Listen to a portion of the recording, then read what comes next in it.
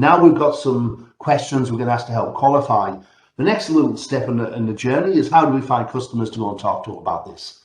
So the first one I would say is clearly go back and see your current customers. And that's what I love about UC, and particularly the managed service providers. So you as a managed service provider probably haven't done a whole heap in voice. And so you've got all these wonderful customers who love what you guys are doing around your managed services and being a trusted advisor, or through managed print, or whatever it is, those services that you provide, going back to them and being able to provide another service which is better than they're getting currently, but isn't one you're already billing, is super powerful.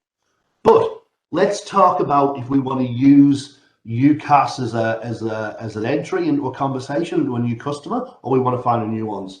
And so these tips we're going to talk about today about lead generation, I'm going to break it down to micro, so grassroots, something a seller can do today. So not like, how do you find leads? Get a $5 million marketing team. Okay, great. That's not really helpful to me, right? Let's talk about what salespeople can do today. With a little bit of work, I can bring in leads tomorrow. And the first one is word of mouth, right? When I talk to most MSPs and CSPs, most of their business comes from word of mouth. And so what about, have we formalized that? Do you have a referral program? So, and most of the people go, yeah, we do. And so I go, is it formalized? Oh, no, we kind of give people something if they recommend it. But the problem with that is it's passive, it's post the event.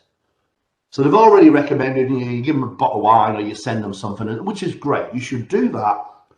But if you want to actively use it to create leads, then formalize it, build it out.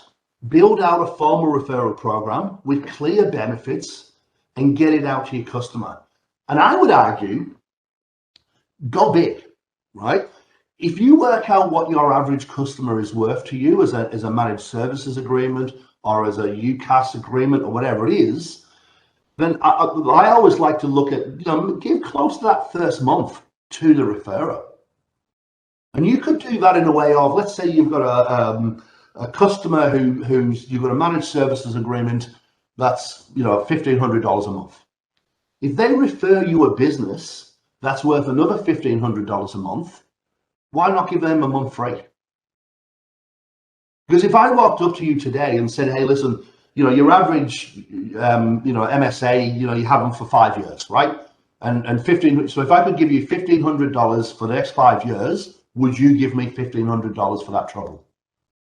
99.9% of people would say, absolutely, I'll do that. So why not look at that from a referral? So if you have a formal referral and you send that out to your customers and say, if you think we're doing a good job in referrals, we'll give you 1 month of your service for free, then that allows you to then do that in conjunction with sandwich calls.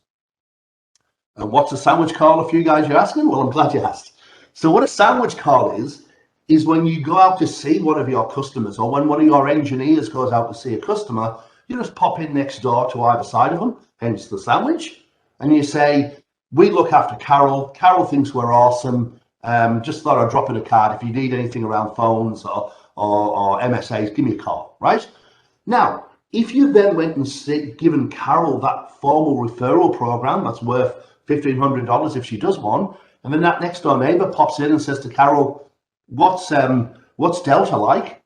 A, if she's happy with your service, she'll refer you, and B, if she's going to get something out of it, she's more likely.